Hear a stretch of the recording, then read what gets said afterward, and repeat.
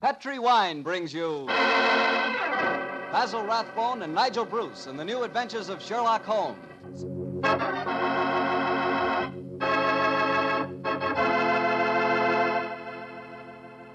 The Petri family, the family that took time to bring you good wine, invites you to listen to Dr. Watson tell us another exciting adventure he shared with his old friend, that master detective, Sherlock Holmes. And as for me, well, I'd like to tell you the easiest way I know to get the reputation of being the perfect host. Next time friends come over for dinner, before you sit down to the table, serve glasses of Petri California sherry.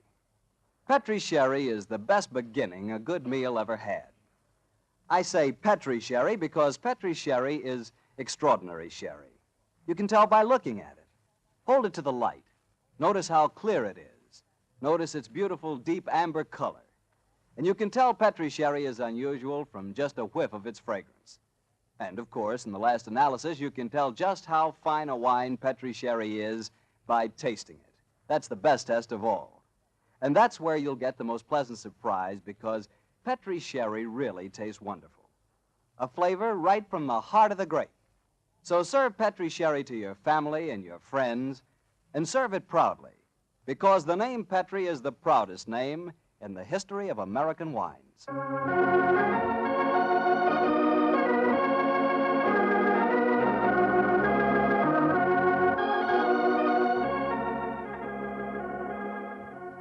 And now I'm sure our good friend Dr. Watson's expecting us. Let's not keep him waiting. Come in. Good evening, Doctor. Good evening, Mr. Bartell. You'll forgive me if I don't get up, won't you, my boy? Of course, Doctor. What's the matter, a touch of rheumatism? No, I played 18 holes of golf today. I hope that when I'm your age, Doctor, I can be half as sprightly. Oh, it's very nice of you, but if you don't mind, we won't discuss the question of my age. So draw up your chair, make yourself comfortable. I'll get on with tonight's new Sherlock Holmes adventure. Well, from the hints you gave us last week, it sounded like quite a spooky story. It was, Mr. Bartell. It certainly was. Towards the end of November in the year 1895, a dense yellow fog had settled down over London. For 4 or 5 days, it was impossible from our rooms in Baker Street to see the outline of the houses opposite. A real London pea souper, huh, Doctor? Yes, my boy, and it became most depressing. The first day, Holmes had spent in cross-indexing his huge book of criminal references. The second and third had been patiently occupied with a subject which he had recently made his hobby, the music of the Middle Ages. But when on the fourth day, on pushing back our chairs after breakfast, we saw the greasy, heavy brown swirl still drifting past us and condensing in oily drops upon the window panes, Sherlock Holmes's impatient and active nature could endure this drab existence no longer. He paced restlessly about our sitting room, chafing against the inaction. After several minutes of these perambulations, he turned to me and spoke. Anything of interest in the paper, Watson? There's news of a revolution, a possible war, and of an impending change in the government. Nothing to interest you, though. No crimes of any importance. The London criminal is certainly a dull and unenterprising fellow these days. Look out of the window, Watson. See how the figures loom up, are dimly seen, and then blend once more into the foggy depths. What a day for a thief or a murderer. He could roam London as the tiger does the jungle, unseen until he pounces, and then evident only to his victim. That's a cheerful thought, I must say. Hello. I wonder who that is. Probably a visitor for Mrs. Hudson, or perhaps the local plumber has finally condescended to pay some attention to the faulty gas jet in our hallway. I don't think you're right on either count. I can hear Mrs. Hudson's footsteps on the stairs. Come in. Come in. Yes, Mrs. Hudson, what is it? Oh, excuse me, Mr. Holmes, but there's a gentleman to see you. Says it's most important, and he asked me to give you this card, Oh, sir. thank you. Oh, Mortimer Harley, eh? Show him up, please, Mrs. Hudson. Very good, sir. Mortimer Harley, and who's he? I've not had the pleasure of meeting him personally, but I'm quite familiar with his scientific reputation. Scientific? In what does he specialize? Oh, I suppose one might refer to him as one of the greatest authorities on all matters connected with the occult. You mean the fellow dabbles in supernatural stuff and all that sort of thing? I mean, my dear Watson, that Mortimer Harley is an extremely intelligent man with a thoroughly comprehensive and scholarly knowledge of his field and an intense belief in the existence of the supernatural force. Here he is to speak for himself. Oh, come in, Harley. Thank you, Mrs. Hudson. You're Mr. Sherlock Holmes? Yes, sir. This is my colleague, Dr. Watson. How do you do, Mr. Holly? How do you do, Doctor? Won't you sit down, sir? Thank you. Well, you fellas are probably wondering who I am and what's brought me here. Well, we're not wondering who you are, Mr. Holly. My friend Holmes was just telling me of your scientific eminence. I'm flattered that you know of me, Holmes. Just the same, you're wondering why I'm here. Naturally, sir. Well, since you know I'm a student of the occult, I'll get right down to my problem. Mr. Holmes, have you ever heard of the Headless Monk of Trevennis Chapel? Oh, yes, indeed, Mr. Holly. An apparition to be counted among our more intangible national treasures, I should say. I'm sorry to appear stupid, but I have never heard of the headless monk of whatever it is, Chapel. Well, then, let me tell you about it, Doctor. Yes, I wish you would. Trevennis Manor in Cornwall was once an abbey. It was expropriated during the reign of Henry VIII, and several of the monks were killed in some of the minor difficulties attendant on such an act. But one of the murdered monks, a certain Brother Hugh, the chapel organist, was persistent. He still haunts the chapel today. He still plays the organ, and since he was beheaded, he always appears headless. It's a charming little legend, Mr. Harley, but you don't expect us to believe it's anything but a legend, surely. Ah, skeptic, eh? How about you, Mr. Holmes? I'm extremely curious to know why you've come to see me, Mr. Holly. I'll tell you why. I have a rare opportunity to investigate the phenomena. You see, the son of an old friend of mine, a young fellow by the name of Leonard Miles, is secretary to the owner of Trevennis Manor. He asked me to stay there, and I find the invitation irresistible, particularly since the phenomena have curiously increased of late, Mr. Holmes, almost as though some more mortal agency were motivating them. Oh. Now I see why you've come to me, Mr. Holly. I knew you would, Holmes. You see, I'm like my good friend and fellow investigator, Carnacki. I believe in being prepared to meet phenomena on either the natural or the supernatural plane. If the phenomena are real, then they fall legitimately in my field. Whereas if, as I'm sure you suspect, they are being contrived by human forces, then you think that's more in my department, eh, Holly? Exactly. Well, what do you say, Holmes? A little trip to Cornwall would be a nice few days. We'd probably escape the fog down there. Ah, the place is with the weather, Watson. What? I'm much more concerned with the fog that surrounds the appearances of the headless monk of Trevennis Chapel. Mr. Harley, I accept your invitation with pleasure. There's still time to catch the Cornish Express. We can be at Trevennis Manor before the moon is up.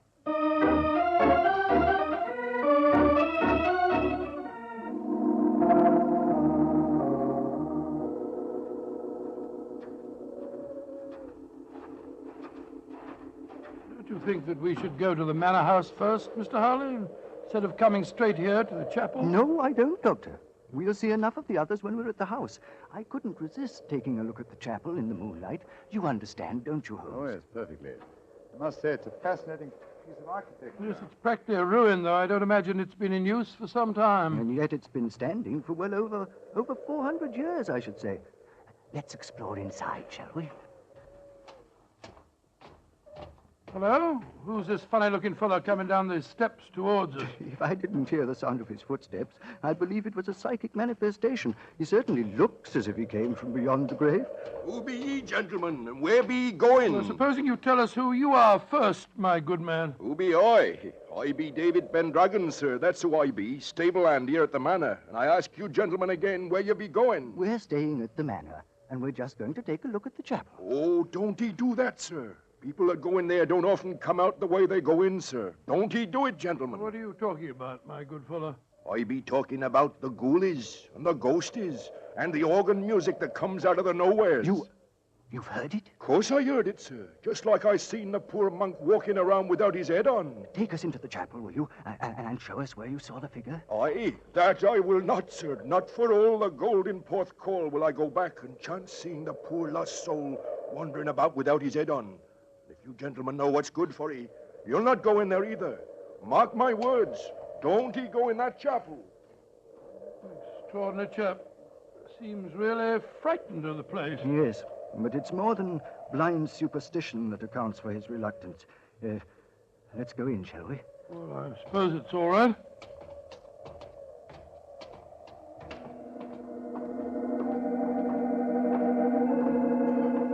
Great Scott!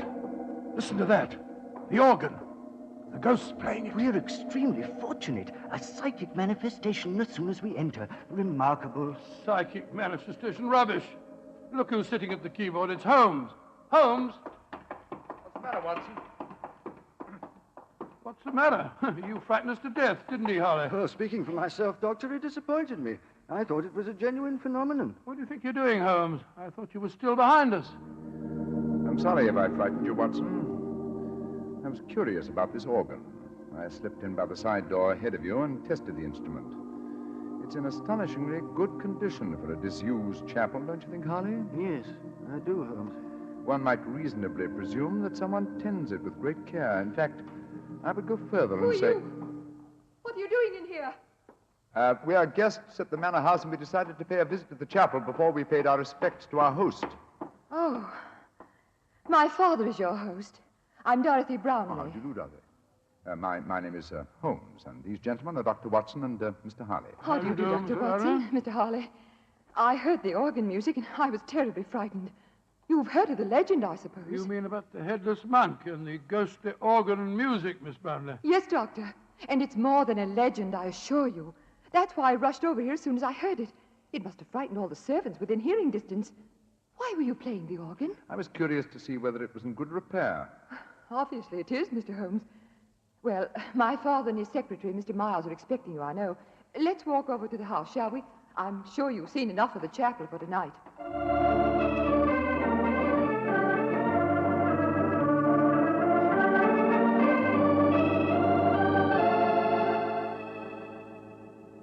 Father, this is Mr. Sherlock Holmes and Dr. Watson. How do you do, How do you Mr. do, Brownlee? sir? How do you do? This is my secretary, Leonard Miles. How do you do, Mr. How do Miles? you Mr. Well- Holmes, Dr. Watson. I'm afraid Mr. Brownlee is rather angry with me. I hadn't told him that you were an expert on psychic phenomena, Mr. Harley. I fail to see why the knowledge of that fact should make you angry, Mr. Brownlee. I don't want you ferreting about into this so-called ghost business. There's been enough trouble in the neighborhood already. It's almost impossible to keep servants, and these Cornish people are incredibly superstitious. You haven't seen the ghost yourself, Mr. Brownlee? Oh, of course not. There isn't any ghost, I tell you. You heard the mysterious organ playing? No, I haven't. And I don't want to talk about it anymore. Excuse me, sir. Yes, what is it? David Pendragon's at the door. He's very anxious to see you, sir. Pendragon? Oh, very well. Tell him to come in. Yes, sir. David? What does he want, I wonder? Pendragon, that's the fellow we met outside the chapel, isn't it? Yes, quite a colorful character. Oh, he's a superstitious old fool, if you ask me. But he is a good groom. Yes, Pendragon, what is it? Begging your pardon, sir, but there be trouble at the chapel again tonight. I says to myself, David, 'tis your duty to go to the master, I says. Never mind. What's the trouble? As the moon was hanging low tonight, sir, I hears the organ a-playing. But that was Mr. Holmes, my good man. Aye, that's what he thinks, maybe. But what I says to myself is, what made him play the organ? And then this very night, I saw the Headless monk. With my own eyes, I saw that poor soul with his head off, wandering in the moonlight. I saw that, sir, with my own eyes, I did. Oh, get out of here, you blithering old fool. And I'm warning you. If I hear any more nonsense about this ghost, you'll lose your job. You understand? Now, come along. Be off with you. Aye, sir, begging your pardon, sir. Come on, I'll give you chaps a drink. Mr. Brownlee seems absolutely rabid on the subject of the ghost, eh? Yes. Suspiciously so. What about he's trying to hide? Whatever it is, I don't think you'll be successful.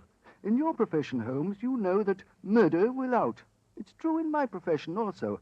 Try to suppress them as you may, gentlemen. Ghosts will out.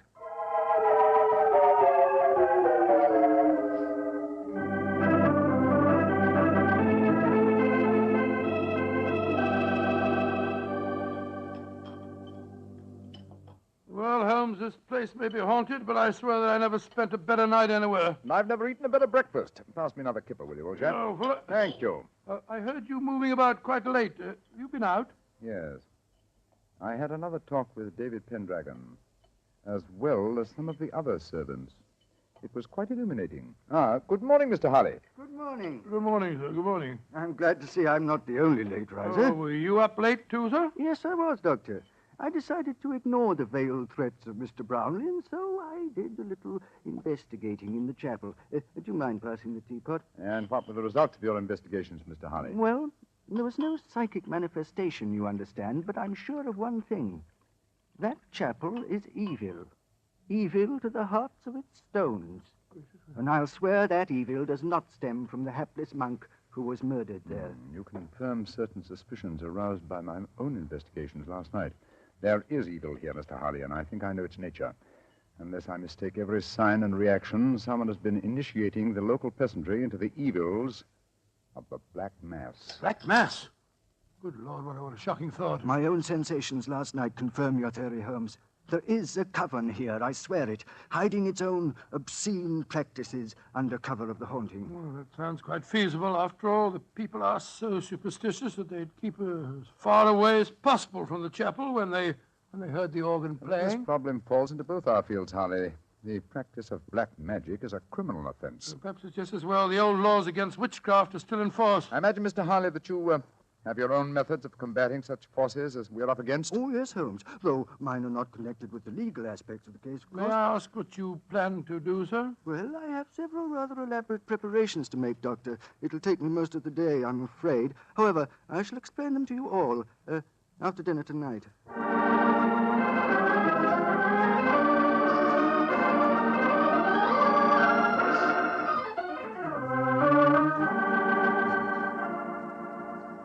It's very pleasant to sit here after a good dinner with a superb brandy at one's elbow and listen to the piano being so charmingly played. You're very kind, Want to play something more, Miss Brownlee? I'd love to. Are you enjoying your stay down here, Oh, Mr. very Holmes? much, thank you. Both Mr. Harley and I have found the local folklore extremely interesting. I say, you fellows haven't been investigating the haunted chapel business again, have you? Now, look here. If you have, I shall be very angry. It's abusing my hospitality. I told you distinctly I didn't want any more talk of ghosts. We are not talking of ghosts, my dear Mr. Brownlee. I have something even more important that I must fight now. It's possibly a little hard to imagine me as a crusader, me, the stooped little man, beside the four of you, as toweringly tall a quartet of men as I have ever faced, and yet I am your St. George. What on earth are you talking about, sir? I'll tell you in secrecy. This mustn't reach the ears of the peasantry. I refer to myself as St. George because I go to wipe out an evil that lives in your midst, a living, modern dragon. Oh, please, Mr. Harley. That sounds dreadfully frightening. And to rid you all of this fiend, I must cleanse the chapel, purify it, exorcise it, remove its residue of psychic evil. That, gentlemen, is my mission tonight. Dorothy! She's fainted. Get some smelling salts, quickly. I'm afraid you were a little too graphic, Mr. Harley. I'm sorry if I frightened the young lady, but I'm sure that after tonight she will have no further grounds for fear in Trevenice Manor.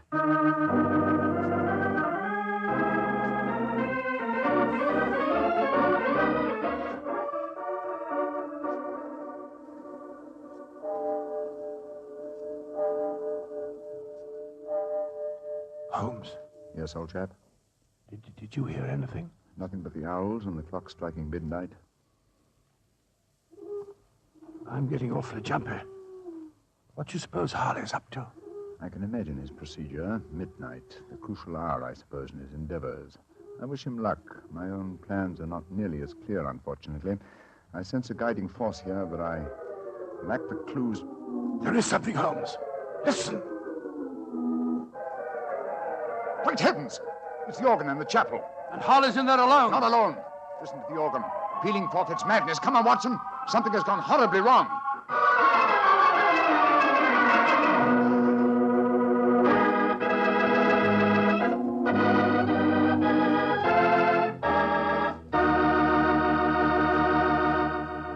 You'll hear the rest of Dr. Watson's story in just a second. You know, a moment ago, I told you how much I thought you'd like Petri California Sherry, but I didn't tell you that Petri Sherry is the all-round, all-American wine. You can not only serve Petri Sherry before dinner, it's good after dinner, too. And, of course, later in the evening, when you're listening to the radio with some friends, a glass of Petri Sherry is just the thing. And say, Petri makes two kinds of sherry, the regular and Petri Pale Dry. To make sure you get the one that you like best, do what I do. Don't buy one, buy two. But remember, always buy Petri. Dr. Watson, that was a heck of a place to break off your story. Then let us continue it as speedily as possible, my boy. As soon as we heard that devilish organ music, Holmes and I rushed out of the house and raced in the moonlight down the path leading to the ruined chapel. By the time we reached the entrance, the organ music had ceased, and the tall, gangling figure of David Pendragon was standing in our path. What be you gentlemen be wanting at this Never time mind of that. night? What are you doing here? I be here because the gentleman gave me 5 shillings to stand outside here and see that no one disturbed him. That's why I be here. And nobody did come or go. He still be there, he be. But when you heard that organ music, why the devil didn't you go in? Organ music? I heard no organ music, come on, sir. Watson.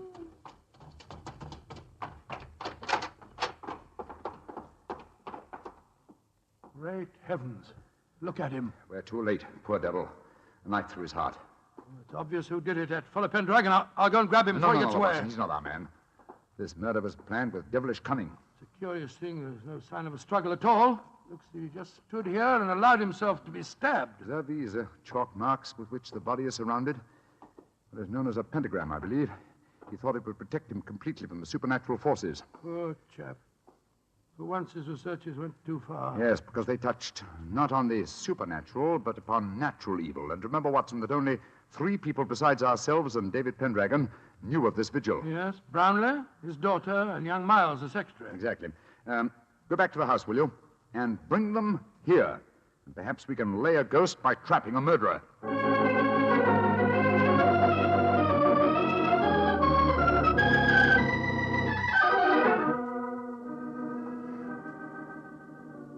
And that's all I know, Mr. Holmes. Well, you've not established much so far, Holmes.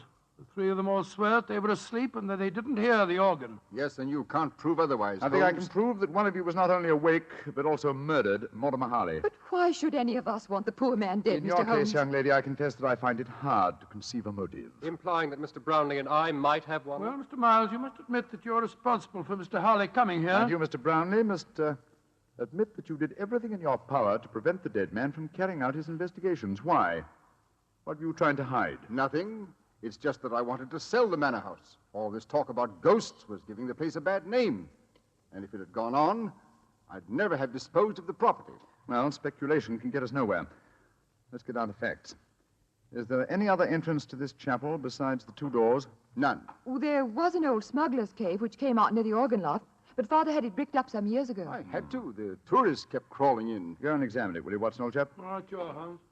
If you don't mind my saying so, Mr. Holmes, it seems obvious who did this murder. You told us David Pendragon admitted that no one went in or out as he stood guard.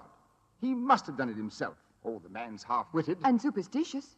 He might have killed Mr. Harley because he was attempting to interfere with the ghost. And then played the organ to celebrate the occasion? I think you overestimate David Pendragon's capabilities, Miss Brownlee. Mr. Miles. Yes, Mr. Holmes. Pendragon is waiting outside. Would you be kind enough to ask him to come here for a moment, please? Certainly. What did you find out, Watson? Well, it's easy to see where it was bricked up, but it's a solid wall now. No one could get in that way. But if no one came in or out, who else could have killed Harley except Pendragon? The ghost, or rather the person disguised as a ghost. The dead man expected a psychic manifestation. When he saw the supposed ghost coming towards him, he offered no resistance. He believed that the magical pentagram would protect him. Ah, there you are, David. Aye, here I be, sir. But I don't know nothing more than what I told thee. No, don't be frightened, Pendragon. All we want is the truth. That's what I told thee, sir. And tell us a little more, will you? When you said no one had entered the chapel tonight, you meant that no mortal man had entered, didn't you? That I did, sir. But how could I say I'd seen the ghost when Mr. Brownlee here had told me I'd lose my job if I spoke of the ghost again? Oh, now we're getting somewhere. So you did see the ghost? That I did, sir. The poor soul walking through the moonlight with no head on his body. You saw it quite clearly? Just as clearly as I sees you now, sir. How tall was he? He was... Would you mind standing against the wall, sir? Yes, of course. He was as tall as... Well, his shoulders come to just where your shoulders come now, sir. You're a tall man, then, so we narrow it down to either you, Mr. Brownlee, or you, Mr. Miles. But this is utterly ridiculous. Of course it is. On the contrary, gentlemen, the case is solved. Which one of them was it, Holmes? Neither. Remember that the ghost is headless. That means that the impostor must have built up fake shoulders covering the head. On either of these men, it would have brought their shoulders to the level of my head. Great Scott, it was... Bravo, Mr. Holmes. I didn't think you'd catch me. Dorothy! No, I don't believe Miss it. Brownlee, I must warn you that... Keep back. Don't any of you come near me. As you see, I have a revolver. Dorothy, for heaven's sake! Don't speak to me of heaven. You thought I was a sweet little girl, didn't you, Father? You didn't know your dear, demure daughter could murder a man, did you? Why did you kill Mortimer Harley? Because he was a meddler. For months I've been practicing black magic here. For months I've been building up the legend of the headless monk and the organ music. It made me so wonderfully alone, so gloriously free to practice the rites. And then he came here. I let him live that first night because I thought he was a fool. But on the second, when he said he was going to exorcise this chapel, to purify it, as he said, he signed his death warrant. If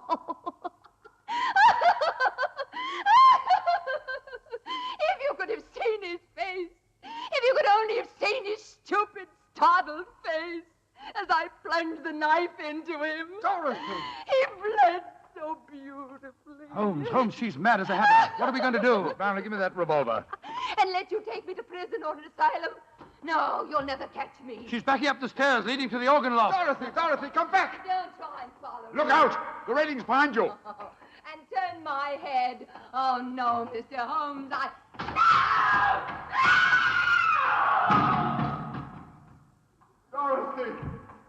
Dorothy! My poor little girl. Mr. Brownlee, the powers of evil are frightening. Your daughter had killed one man and might have killed more. She was insane. Hopelessly insane.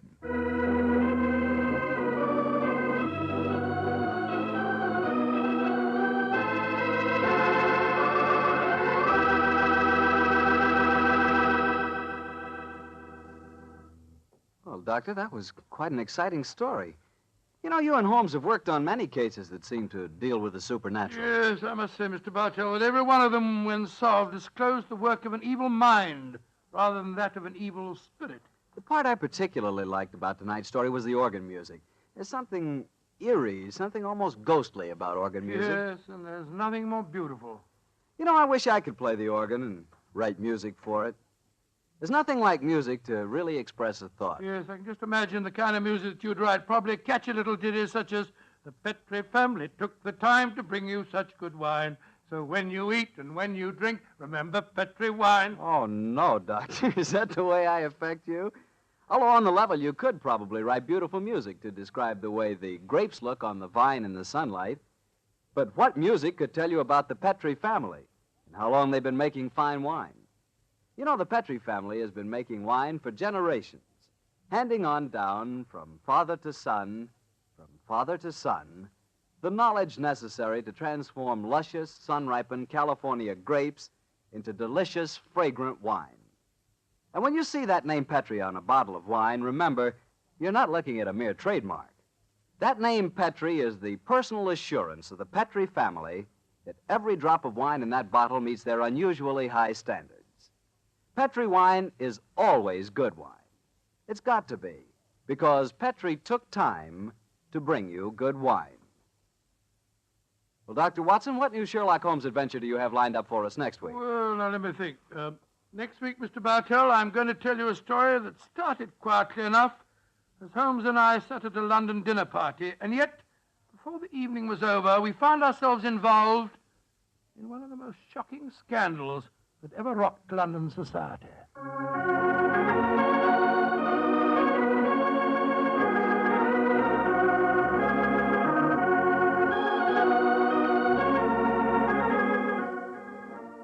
Tonight's Sherlock Holmes adventure was written by Dennis Green and Anthony Boucher and was suggested by an incident in Sir Arthur Conan Doyle's story, The Adventure of the Devil's Foot. Music is by Dean Fosler. Mr. Rathbone appears through the courtesy of Metro-Goldwyn-Mayer, and Mr. Bruce through the courtesy of Universal Pictures, where they are now starring in the Sherlock Holmes series.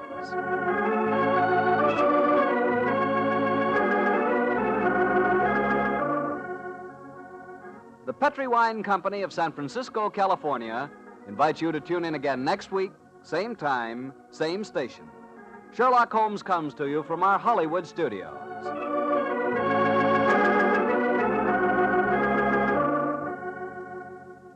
This is Harry Bartell saying goodnight for the Petri family. For a solid hour of exciting mystery dramas, listen every Monday on most of these same stations at 8 o'clock to Michael Shayne, followed immediately by Sherlock Holmes. This is the Mutual Broadcasting System.